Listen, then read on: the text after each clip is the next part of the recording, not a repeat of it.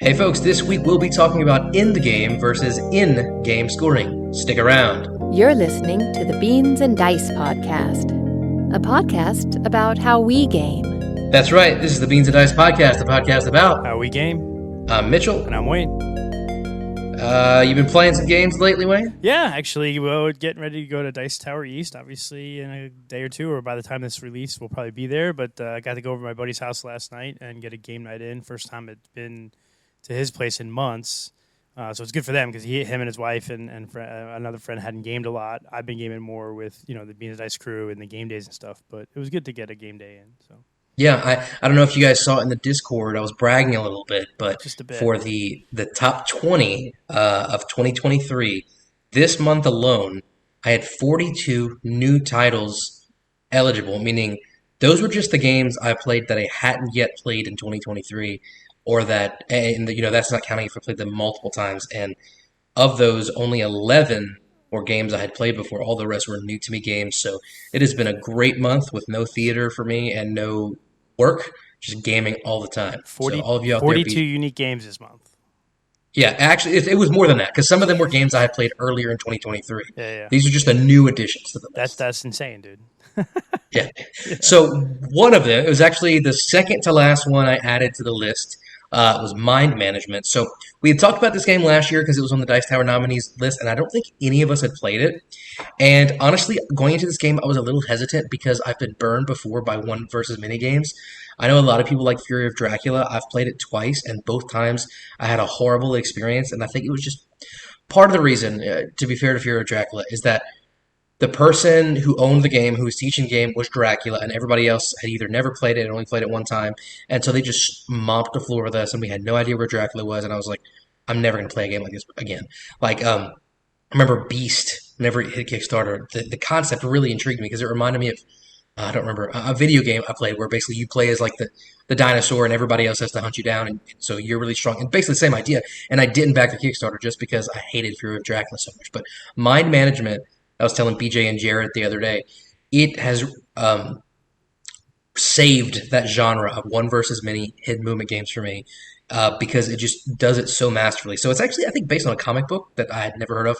But the one that is, all powerful and is playing against everybody else, he is a recruiter moving around a city trying to recruit people into like his, I don't know if it's like a cult or a secret agency, something like that. And everybody else is trying to stop him. But the really cool thing is the closer he gets to winning, the more clues are given to the other players. So he has these 3 cards, and the cards match up with symbols on the board.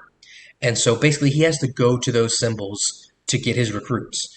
But he can also score by sending out like these they're called immortals, kind of like these goons, to score for him. But the problem is they can only score with these public symbols. And as they score, new public symbols are flipped out, and so you're narrowing down what symbols the recruiter has if he's scoring using the immortals. And so even though he's getting closer to winning, you're narrowing down where he could potentially be going because, it can't be the pink car symbol because the immortals use that, and that's not in his hand because it's in their deck. So it was really balanced, I felt like. We played twice. One time the recruiter won, one time the team won, and it was a lot of fun. I've been thinking about it ever since. I was at Barnes & Noble the other day, and I saw they had a copy on the shelf. I was very tempted to pick it up, and I'm regretting that I didn't. So that's always a good sign for a game. That scared me. That's pretty cool. I mean, I like those kind of games in general, so this is definitely one that I would give a shot to. I think, with those kind of one versus many or even cooperative games sometimes, it's really group dependent, right? There are some games that are just so group dependent, and I think I have the benefit I've talked about my wife before. She's a theater person. A lot of her friends are theater people, and all of my friends were also all role players. So we have theater background and role playing background, and it's like when we play Fury of Dracula, even if the guy playing Dracula is doing really well or the other side's doing good, we're creating a narrative. We're talking. We're like getting into characters, so the game becomes like super fun. Even like we've played Scotland Yard in the past and had that same sort of experience where, I've come to get you, Mr. Bond, the villain, get into character. So I think those games are great, and they can be so group dependent where I can totally see where, especially if somebody just knows the game and they just crush you, like that sounds like a bad teach initially.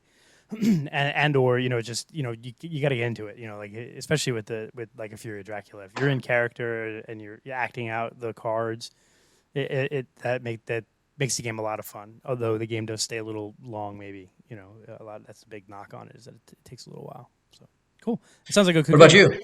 Yeah, so we got a bunch of games, and actually, I'll talk about it. What's funny is I'm an old school gamer, right? And I always play all the old games, right? And so I actually got Stone Age to the table again. First time in a long, long time, and I love the game. It's a great game.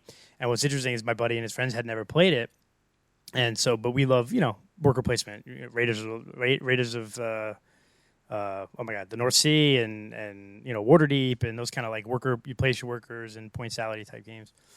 So they dug it. As soon as I gave them the teach, they were in. They were loving it.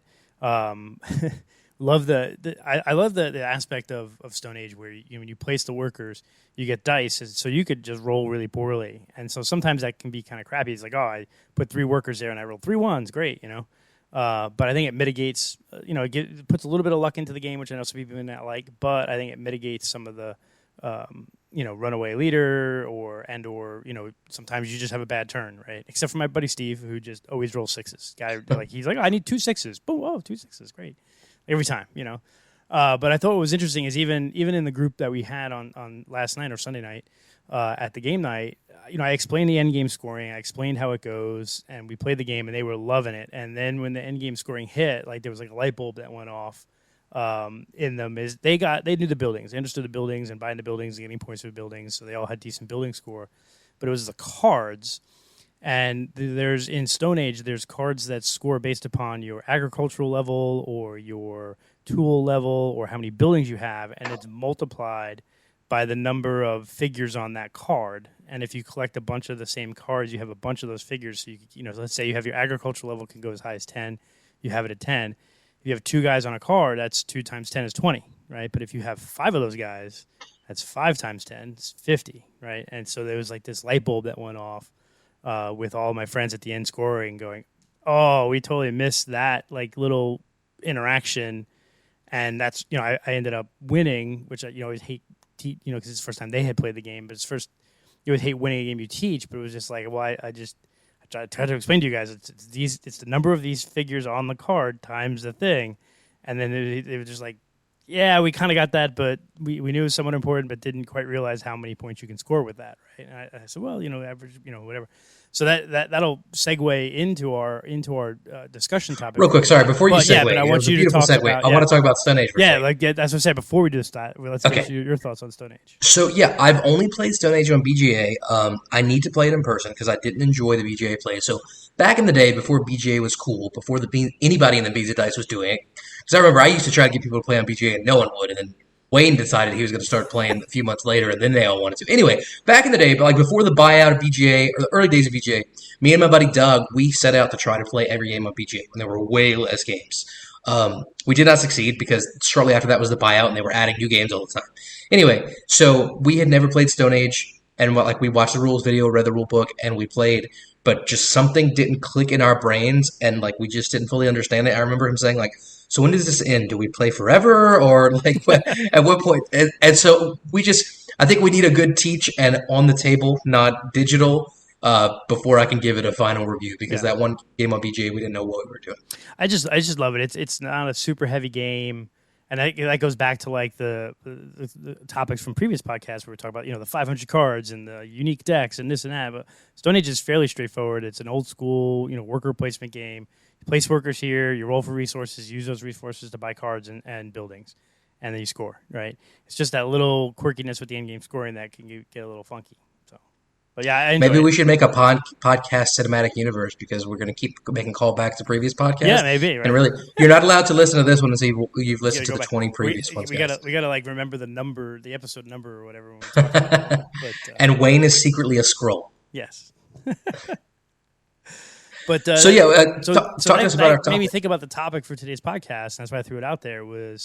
And we also played Ticket to Ride, right? And what's funny is in Ticket to Ride is you have the score track on the outside of the thing, right?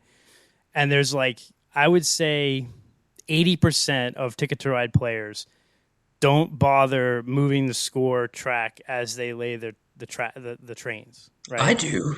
Right, you're in the 20%. I'm assuming. I'm making an assumption because I don't know. In all the times I've ever seen people play Ticket to Ride, they never move the score track for the trains. And at the end of the game, you're scoring all your trains. You're pulling your trains off, scoring that, and scoring the hidden sort of objective cards. And so and then the weird thing with Stone Age, I'm thinking like it's kind of crazy. Like when we talk about scoring. And do you score during a game, and then you have some information on how people are doing? Do you score at the end of the game, and then it's kind of a surprise? You have to kind of track and figure out in your head where people are with scoring, but maybe they've taken cards or certain buildings or whatever. And then there's sort of convoluted scoring which we could talk about that too. So talk about this. You're one of the few, I think, that tracks Ticket to Ride or during the game scoring. So talk about that. Okay, so first of all, I will say on this topic, there's no one clear-cut answer. No, obviously, definitely. it's situational, Yep. right? But I would say on the whole, I prefer games that are tracked during the game for a couple reasons. So first of all, obviously, I think for newer players, it's easier to kind of gauge how they're doing. But secondly, whether or not we are scoring during the game, I'm scoring in my head the whole time because that's just how I'm wired. And it can get exhausting if it's one of those things where like you're counting up everything at the end of the game because I need to know. On that same topic, though, there are games like Castles of Burgundy where there's scoring in the game, but there's also a lot of scoring at the end of the game where like you can be feeling great about yourself because you're leading, and then in-game scoring comes up and you're dead last because you didn't get the right tiles and the combos and all that. But there are also some games that do a really good job of using the scoring to help people that are further back with catch-up mechanic. Classic example, like Quacks of Quellenberg with the rat tails, or After the Empire, where the barbarians are going to want to attack the people that have more money because they want to steal more things. So it's really hard to have those catch-up mechanics if you don't have during-game scoring. So I think that's my reasoning. Yeah, and I think again, it's based on the game, and it kind of just brought it up to me because had in Stone Age, if there was some way where those cards that are kind of interact weird had a scoring, even if it was like halfway through the game, like you score half of it at the whatever, as the players, the new players would be like, oh, that's what those mean. So second half of the game, I better buy some of them, right? And whereas now we played through the entirety of Stone Age, and then a couple of the guys that I played with now are like, oh, now we gotta play that again because now we understand the scoring. Right, and the classic example to me is one of my favorite games, and I think a game that's really hit big in the Beans and Dice crew in the last decent. Another old game that I brought to people and said we need to play. Y'all need to play this is Concordia. Concordia, you've played Concordia, obviously, right? Yeah. Okay. Yeah. That has a weird scoring because you're buying. Yeah, that's why I don't like the game solely because of the scoring. Yeah, is that what it is? Yeah. The rest of the game is fine, and you get to scoring, and it's like. What? You did everything wrong. Yeah. And that's because because you have to balance what cards you're buying for what Greek gods and how they're going to multiply with what you've done on the board. And the first time you better have a degree in math if you want to be able to score that game. Yeah, but I love that. That's great, right? But I do contest that the first time you play Concordia, or maybe the first couple of times you play Concordia, you're gonna think you're doing really well on the board, and then what you've done on the board doesn't translate at all to what cards you have, and you don't score half of what you think you are. And so that's sort of maybe a detriment, but also I think sort of the flip side of not scoring the majority of things until the end is you don't have the gang up on the leader if it's a negotiation game or if there are spaces that you can occupy that might screw a player over, but it doesn't help you that much, so you're not going to do it. But if you're scoring and I know, hey, Mitchell's in the lead, and if I take that spot, it helps me, but it really hurts him. I'm going to take that spot, right? So I think, not scoring to the end helps balance it out as you don't really know who the winner is going to be, or you're not tracking that as closely as you can if you're scoring live, where you can gang up on somebody. So I think there's some benefits there. But because otherwise you get into the problem of like, oh, this person's clearly going to win and there's no way that I can catch up and it's deterministic. But there are those games that, I'm trying to think of an example of one, like the Great Split kind of has one of these mechanics where there are scoring phases and it's like, we're going to score at this point, and the end of the game. Right. So it's kind of a happy medium. Yep. I kind of like that. And part of me kind of doesn't because sometimes it's like, I'm building and it takes the whole game to get where you want to be for it to be a perfect score. And it kind of feels like, you need that one more turn or a few more turns before that scoring space. But again, that's usually a sign of a good game, that it's Yeah. balanced and it's tight enough. But I think that's an interesting way to kind of split the difference between Yeah, the two. I think Alhambra does that really well too. Like you're building your tiles, and there's going to be 3 scoring sort of epochs or eras in the game, and it kind of ramps up. The first one, it doesn't score a ton, and you get an idea of, oh, okay, that's where I'm falling behind. Let me go here. Let me get this color building, and then move forward from there.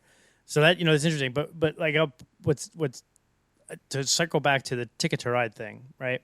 So in all the years I've played Ticket to Ride, we have never scored the trains during the game, right? To see kind of that scoring. Now you can kind of look at the board and see, oh, this guy's got all 5 and 6 length trains, so that's going to score a ton of points. Or hey, this person just went north to south in the east, so it's all short routes, so that's not a lot of points. But then you say you do score while you're doing it, right? So how often does the scoring influence you going for a different destination or blocking someone because they're doing all these big routes, or do you not? Is it just a mechanism you guys have always scored as you play Ticket to Ride? Yeah, I mean, honestly, I don't think super often is the score determining what I'm doing. So you're right. We probably could just keep it to the end. I do know that also sometimes we don't remember. Did I remember to score this or not? I do like that you can audit, but it's right. If I'm auditing, why not just do it at the end of the game? I don't know. Yeah, It's an enigma. That'll be interesting, and I'd be interested to see when this releases. If as people are listening, like I'm gonna probably have to put up a poll. Like, do you score Ticket to Ride the train laying as you do it or not? Because my guess, and this is just obviously just a guess, I think the majority of people don't. I think the majority of people probably don't track their train scoring during the game, and they just do it at the end. So that'll be. I've never heard of that before. Really? That'd be a Louisiana versus Florida thing. It's really. Yeah, I mean, just how I've always played it is everyone like at the end we just go around. Okay, what's your destinations? What's your total? And then we pull your trains off and add it up as we go. And then just okay, there you go. There's your total. And we just do that 4 times, and that's the final scoring. But I'm sure there's probably different ways of doing that, but that people do, and that'll be interesting to see. But I think is there a delineation at all between lighter games or family-friendly games scoring during gameplay versus heavier games scoring at the end? And Well, so what? Go ahead. No, Sorry. I'm saying. So you think Splendor, you think Azul, you think Carcassonne. Carcassonne other than the fields, but you're scoring as you're going, right? So you're building your score. Whereas things like Obsession, so I've played Obsession a bunch. That's a huge pointality game. You just score at the end, and it's really hard to figure out where people are in that game. You could look and see how many buildings they have and assume that there's 3-4 points per building and 1 or 2 points per card.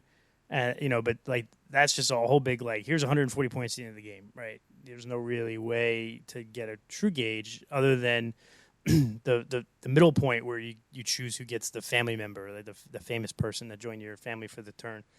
Yeah, I played Obsession for the first time the other day with BJ, and actually it's kind of I'm glad you bring it up because he was my first play. Not that I was expecting to win or anything, but I felt like I was doing pretty darn good. And I think one time we tied for the marriage, and one time he won it. But toward the end of the game, I was feeling okay, I might be in this, and he crushed me. I don't remember the scores, but it was a lot more than me. But again, other than that Rothschild phase, right, I didn't really have any gauge of where you were. So I would have preferred to have some. However, I will say this: you were talking about light versus heavier games.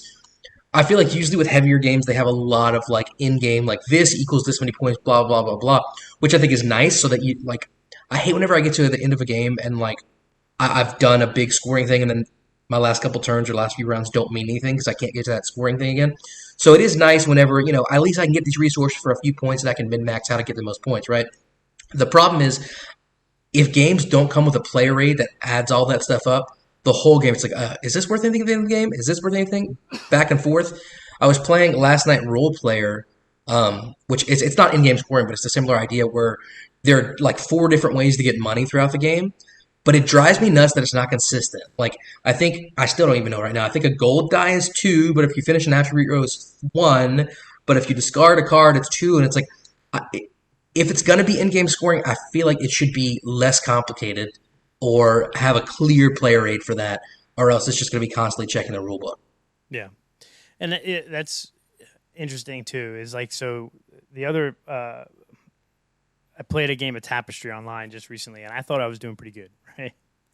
I was in the lead. I had the most points. I ended up with like, I don't know, 170, 180, which is not a great score because we know plus 200 is good, right? But the whole game, Nick and Bowser, his buddy Bowser, they were like in the low hundreds, right? So, great. And then in the last phase of the game, they went from like 110 to 330. And I'm like, Wow. what? That's crazy. Yeah. I mean, that is kind of the point of Tapestry, that you get those points on those income those terms, but that's a and lot. scoring. But both of them hit over 300. And I'm just like, what? I thought I was doing okay, right? And I knew that they would probably, screen past me and score 2-something, right? But I'm like, really? 3-something? Come on. Like, I'm like done with this game. I'm changing the topic, but I just want to brag for a minute. I was playing the other day, and for the first time, I finished 3 tracks, and I was one space away from finishing the 4th track. And I had plenty of resources. I just didn't have the resources I need for the one track. And it was the yellow track, which would let me have restart and use my other resources. But anyway, off topic. No, but that's always interesting too. Is like you score, even if you're scoring during a game, and you think you're doing well, even if there's some intermediary scoring, but you're missing maybe sort of end game scoring points, and somebody's just sitting back and has just tons. It's a little disheartening to see that happen. It's like, Burgundy happens a lot. I mean, I know I've played a few games of Burgundy online recently with Mr. G's, Kyle, our caller from Chicago, and he's done really well. He's got, he's been hitting, near 200 plus, and then he's like, but then end game scoring hits, and I sail past, right? Whatever. This last time he got me though. He held on to that lead. He was there and held on to it. But that's always not disheartening, but it's always rough when you're like, you think you're doing well, and then that end game scoring mechanic that maybe you're not grasping right. Like, I'm still trying to figure out Tapestry, and it's just, you go, oh man, geez, I had no chance, right? There was no chance, right? It can be a little deceiving, essentially. Yeah. And I think that's why, like, that's another aspect is the in game scoring, what percentage of the final total is the in game scoring, and if it's 25-30%, then does it really matter in the grand scheme if 70% of your points are going to come at the end, or if it's more of a flat line of like it's 30% of your score, 33% of your score each of the 3 times you score the game, right? And then that's your 100, right? Mm-hmm. That would be interesting too. Is like, I know it's a third of our points already done, right? Can't really think of a game that does that where it's very balanced. Most of the games tend to ramp it up, but I just always find it interesting. Like, especially when you're talking about like a new game you're teaching or playing, how you score it, and then there's always, and I think it goes back to teaching. There's always that weird scoring mechanism. Something about that game, the unique as the card, the crazy gods in Concordia, the different characters in Stone Age, the board on Terracotta Army. Yeah, like I hate that. I'm not a fan of that game. But it's hard to get people to grasp it because it's just a little. It's we're all gamers. Everyone that I'm talking about in the show here, my buddies at Game Night and Beans Ice Crew, people from online, we're all gamers. We all have played hundreds, thousands of games. But you play a game for the first time, or you're the first few times you play a game. If it's got just a little bit of a twist on how to score, it's hard to grasp that and nail it right away all the time. Sometimes you do, and sometimes you don't, right? And it's just what are you going to do there? But I just thought it was, again, I don't know how to say it. It's kind of like, I wish there was a way to make it more transparent to people, or even I even thought about what if I just took those cards and simulated scoring? Like, would there be a benefit to taking a bunch of cards, laying them out, and simulating in-game scoring for a game like Concordia before you even play? Does that even help somebody, or does it really you have to have the aspect of them physically playing the game, playing the pieces, getting the cards, and then the epiphany comes? I don't. That's what Rainer from Board and Dice, whenever he was teaching Terracotta Army to PJ and Rob and I at Dice Tower East last year, that's what he did for that board. He set up a bunch of pieces whenever he was teaching and said, all right, this is how each of these score. But by the time we got to our own in-game scoring, we didn't remember it. So I appreciated him doing it, and I understood it in the moment. But until you are having the experience of playing the game, most times I don't think it's going to stick. Yeah, and it's interesting that I had a similar experience with Terracotta Army. It's like I'm like, man, I just didn't like that. Like the weirdness of that, and then I think it just felt like you couldn't catch up. There was no real mechanism. Like if someone was ahead in certain parts of the game, it's been over a year since I played it probably. There's just no way to catch up. I remember now what I hated most about this game is like when you're fighting for like one of the areas of control, and if you don't win, you don't get anything. It's just zip. And I forget exactly what the mechanism was, but like those like the boss guys or the main dudes on the not the actual. I don't remember. It been a was while. literally Dice Tower East last year. It's been a year. There's a part of the scoring there where you're fighting for control of like the daimyos or whatever the main guys are, and if you don't get it, you don't get anything. There's no points for second place, and I kind of don't. I hate that's rough. Game. Yeah, like at least in like so going back to like Alhambra. In Alhambra, you may not have the most purple buildings, but if you have the second most purple buildings, you get a little something, right? And so I don't like the zero sum game when it comes to scoring certain things like. So if you spend a ton of resources fighting for control or something, and then something happens, or someone has that one card or that one little action that nudges you out for that spot, and you don't get anything out of it, that just really okay. So that entire turn or entire phase of the game, I spent all these resources, and I don't get anything out of it. That kind of turns me on. That's I think what turned me off in Terracotta Army, and I think that hey, now I understand it better. So maybe I spent too much effort going in on those pieces or those areas of the boards. So you don't do that as much, but so that's a little weird, but that's interesting. And you don't like Concordia, man. I got to convert you to that though, because I didn't mind. I don't mind the game itself. It's just the scoring ruins it for me. Does it? And how many times have you played though? I don't know. It's been a minute. I played it several times because it was one of the. I mean, the game's been around for a hot minute. Yeah. It was one of the first games I played whenever I got truly into the hobby, and I really enjoyed the game until I got to scoring and realized. Oh, I did not understand how this works, and it invalidated a lot of what I did in this game. Yes. And I tried it a couple other times, and it's just, like we were saying before, it's like it wasn't sticking in my head how the scoring worked, and I think I made some of the same mistakes. It's like, I did all this work to do this, and now it's worth nothing. Or it's worth a lot less than I thought it was going to It's tough. Yeah, I mean, it is definitely one of my top 5 all-time favorite games. So it's one that I have an affinity for, and I know a bunch of people in the crew have played it in the last year and really dug it as well. So it has hit, I think, with the Dice Tower, with the Beans and Dice crew. But I can see where the scoring can drive someone crazy because you can spend a lot of time and then just kind of like it falls flat for you. But now and going back to Obsession too, I like that game. I gotta buy it. It's a good game. I think I gotta get it. But the problem is my compulsive nature is like I want to buy it all. So you can buy the game itself is like $60-$70 on their website, but then there's like 2 expansions and like cool pieces and I put it on the card and it's like $120, $125. I'm like, maybe BGA is good for now. But I love it. And actually Sam got the little meeple stickers for it. Oh, nice. Off of Etsy, and that really does add to it. And to the point where I think I know I'm fine with little wooden meeples, right? I'm the old ugly guy on the European guy on the cover of the board game, as Carlos says. But those meeple stickers are cool, and they have some for Arnak and for Dune and for viticulture and stuff. And I'm like, for $15 you can get the most game, $5, $10, $15.